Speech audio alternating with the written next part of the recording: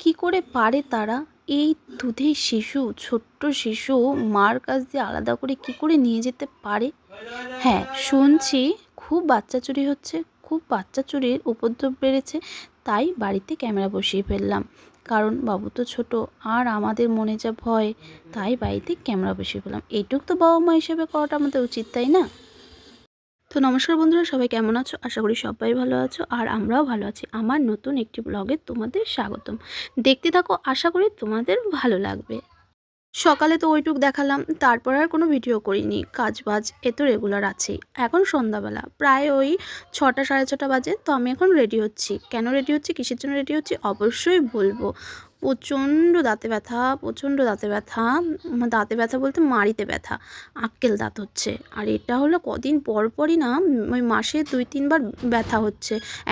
10 দিন কম তো আবার 10 দিন ব্যথা, আবার 10 দিন কম তো আবার 10 দিন ব্যথা, এই এমনভাবেই চলছে। তো এতদিন সহ্য করছিলাম, কিন্তু এখন আর সহ্য করতে পারছি না। এখন ফাইনালি ডাক্তারের কাছে যাব। তাই এইদিকে রেডি হচ্ছি, আর ওইদিকে দেখো বাবু ওর মামার কাছে, ওর বড় মামার কাছে। আমাকে যেই রেডি হওয়া দেখেছে ও আর থাকবে না, ও আমার আমার কাছে আসবে। মানে হয়তো ও মনে মনে ভাবছে আমি কোথাও চলে যাচ্ছি, ওকে নেব না, এর জন্য ও আর থাকবে না। বাইরে ঘোরাচ্ছে তাও ও থাকবে না। তাই ওকে দেখাচ্ছিলাম যে এমন করছে। তাই ওদিকে ওকে ছেড়ে দিয়েছে। ও আবার দৌড়ে আমার কাছে আসতে গিয়ে টয়লেট করে এদিকে ওইদিকে মাকে একাকার করেছে।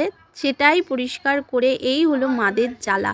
যে কিছু মানে কোথাও গেলে, কিছু রেডি হতে গেলে কিছু না কিছু করবেই। আর তারপর আরেকটা জিনিস, আজকে সকালেই ওর বাবাকে এই কথাটা বলছিলাম যে বাচ্চারা, মারা যদি খেতে বসে তখন পটি করবেই। আমার বাবু তো করে, জানি না কার বাবু এমন করে, কিন্তু আমার বাবু এমন করে। আমি যখনই খেতে বসি তখনই ও পটি করবেই। যাক, এদিকে আমরা রেডি হয়ে গেছি। ওইদিকে ও আর ওর বাবা বাইরে বেরিয়ে পড়েছে, এদিকে আমিও বেরোচ্ছি। চাবিটা আমার হাতে, আমি তালাটা দেবো, আর ব্যাগ ট্যাগ সব রেডি। ওইদিকে করেছে আকাশে মেঘ। কেন এখন এত মেঘ করছে, বৃষ্টি হচ্ছে বুঝতে পারছি না। হঠাৎ হঠাৎ করেই বৃষ্টি হচ্ছে, মেঘ করছে, হাওয়া ছাড়ছে। খুব ভয়ে ভয়ে যাচ্ছি, একটা বাচ্চা নিয়ে যাচ্ছি, কখন ঝুপ করে বৃষ্টি নেমে যায় এই ভয়েই বেরিয়েছি। জানি না, ভগবানের কাছে বলি যাতে বৃষ্টি না নামে এখনই। আর এইদিকে দেখো আমরা হাই রোডেও উঠে গেছি। এখন যাচ্ছি কোথায় ডাক্তার দেখাতে যাব? বীরনগর। আমাদের তাহিরপুরে কোনো ডাক্তার দেখাবো না, দেখাবো হলো বীরনগরে। বীরনগরে একটা ডাক্তার বসে, খুব ভালো ডাক্তারটা, ওনাকেই দেখাতে যাচ্ছি। আর এদিকে দেখো আমরা বীরনগর বাজারে ঢুকে পড়েছি। আর বীরনগর বাজারে আমি অনেক দিন পর, অনেক দিন বলতে অনেক বছর পর ঢুকলাম। আগে খুব আসতাম এখানে। বীরনগর বাজারটা না আমার অনেক চেনা। এই স্টেশন বাজারে দেখো, ওখানে কিছু ফলের দোকান দেখালাম। ওই জায়গাটায় না একটা চপের দোকান বসতো, এখন দেখছি নেই। কেন নেই জানি না, হয়তো উনি বসে না বা অন্য কোথাও বসে। আগে বসতো ওখানে, সেই বড় বড় বোমের মতো কিছু একটা ওই চপ বিক্রি করতো। ওটা হয়তো ফুলরি, ফুলরিটা আমরা ছোট ছোট খেয়েছি, কিন্তু এখানে খুব বড় বড় ফুলরি বিক্রি করতো। যাক, যাই হোক, নেই ওখানে। তা ওখান দিয়ে বাজার হয়ে আমি ডাক্তারের ওখানে গেছিলাম, কিন্তু ওখানে প্রচণ্ড ভিড়। তাই ওখান দিয়ে আমরা বেরিয়ে চলে এসেছি আমাদের জেঠুর দোকানে। কারণ ডাক্তারের ওখানে অনেকটা সময় লাগবে। ওনার একজন দেখতেই আধা ঘন্টার বেশি সময় লাগে, কারণ উনি দাঁত তুলবে। মানে যারা দাঁত তুলতে আসে তাদের দাঁত তোলে। আমি যখন ঢুকলাম তখন দেখছি একজনের দাঁত তুলছে। তাই আমরা বেরিয়ে চলে এসেছি, কারণ অনেকটা সময় লাগবে। আর আমার টিকিট সেই 13, সবে এক ঢুকেছে। আর এইদিকে জেঠুর সাথে একটু বকবক করলাম। বকবক করে যাওয়ার সময় আমার বান্ধবী, এই পাশেই আমার এক বান্ধবী আছে, তার মার সাথেই কথা বলছিলাম। ও পড়াচ্ছিল, তাই ডাকছিল, তাই ওনার সাথে একটু কথা বললাম। যাবো, ওদের বাড়িও একটু যেয়ে ঘুরে আসবো। কারণ আমরা তো এখন বেশি একটা ওখানে যাই না, ওখানে যাওয়াই হয় না, বেশি একটা একদমই যাওয়া হয় না। তা অনেক দিন পর গেলাম, তাই ডাকাডাকি করছে যে আয় একটু ঘুরে যা। আর এই জায়গাটা আমার বড্ড আপন, মানে বড্ড চেনা। এই জায়গাটার সাথে আমার অনেক স্মৃতি জড়িয়ে আছে। সে নয় অন্য একদিন গল্প করবো ওখানে। আর এই যে আমার বান্ধবী, এর সাথে তো অনেকটা স্মৃতি জড়ানো। সে নয় একদিন বলবো ওখানে। এই ঝড় বৃষ্টির দিনে আমাদের আম চুরি করার গল্প একদিন বলবো ওখানে। আর তোমাদের দেখাবো সেই আমবাগানটা অবশ্যই সময় সুযোগ পেলে। জানি না সময় সুযোগ পাবো কি পাবো না। যাক, ওইদিকে কথাবার্তা বলে, নেপাল দাদার সাথে কথা বলে, ওখানে বসেছিল সবার সাথে কথাবার্তা বলে আমরা আবার চলে এসেছি ডাক্তারের এখানে। তো এসে দেখি অনেকক্ষণ ওখানে বসে টেসে থেকে আসার পরে এখানে এসে দেখি মাত্র 2 নম্বর ঢুকেছে। তাই বোঝো উনি কতটা সময় নিয়ে একটা পেশেন্ট দেখে। তা আমরা ওখান থেকে আবার বেরিয়ে চলে এসেছি, কারণ আমি আমার তপে দাদার জন্য দাঁড়িয়ে রয়েছি। সে আসবে, তারপরেই একবারে ঢুকবো। আর এইদিকে এনার পেয়েছে প্রচণ্ড খিদে, তাই আমি আর বাবু একটু, এখানে বসার জায়গা আছে, তাই এখানে এসে একটু বসলাম। আর দেখো ড্রাগনটার দিকে বারবার তাকাচ্ছে, ও ওটা দিকে হু হু হু হু করেই যাচ্ছে। এখান দিয়ে যখন আমি যাচ্ছিলাম তখনই আমি বুঝেছি ওর এটা খুব পছন্দ হয়েছে। আর হলো দেখো মানে এমন একটা ভালো ব্যাপার যে ঠিক এখানে আসতেই হলো আমাদের। আবার এখানে আসলাম আর এখানে এসে বসে ওকে একটু জল খাওয়ালাম, অনেকক্ষণ জল খাওয়াই না, ওকে একটু জল খাওয়ালাম। আর ও এটা দেখে খুব মানে আনন্দ পাচ্ছিলো আর বারবার ওটাকে ডাকছিল, মানে হু হু করে মানে আয় আয় বারবার ডাকছিল। যাক ওখানে কিছুক্ষণ দাঁড়ালাম আর তেনার খিদে পেয়েছিল তাই ওখানে একটু খাসির চর্বি এসব দিয়ে ঘুগনি বিক্রি করছিলো আর রুটি বিক্রি করছিলো, সেটাই খেলো।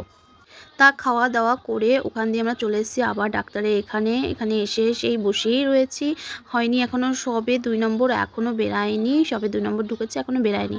তা আমার যে দাদা আছে সেই দাদাটা ভেতরে গেছে যে কি বলে শুনতে। তা আমি এখানে বসে রয়েছি গালে হাত দিয়ে। আমার প্রচণ্ড, সত্যি বিশ্বাস করো প্রচণ্ড ব্যথা হয়েছে, মানে মাড়িতে ব্যথা হয়েছে। দাঁত তো উঠছে সেটা তো আলাদা ব্যাপার, মাড়িটা ফুলে গেছে, প্রচণ্ড ব্যথা করছে। কিছু খেতে পারছি না কিছু, সেটা ভুল, মানে খাচ্ছি, খেতে পারছি না তাও খাচ্ছি।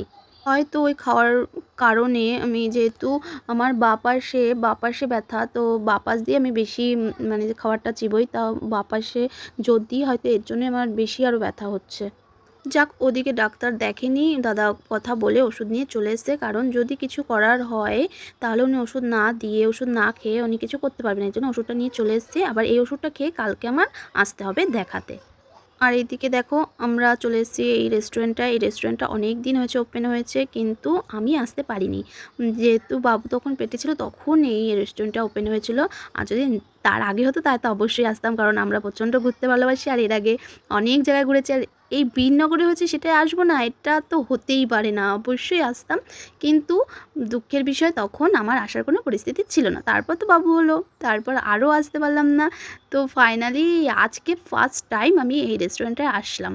আর আমরা যারা একসাথে থাকি তারা আমরা এই রেস্টুরেন্ট ভিজিট করতে না খুব ভালোবাসি। যেখানে ঘুরতে যাব নতুন কোথাও কিছু ট্রাই অবশ্যই করব, অবশ্যই যাই। অনেক জায়গায় ঘুরেছি আর এইটা তো সবে নতুন হয়েছে। আর সব জায়গায় খাবারও খেয়েছি, এখানের খাবারও খেলাম। খাওয়ার কোয়ালিটি বেস্ট, মানে ভালো, খারাপ না। আর আমরা অর্ডার দিয়েছিলাম চিকেন পপকর্ন, যেটা ছিল খুব ভালো খেতে।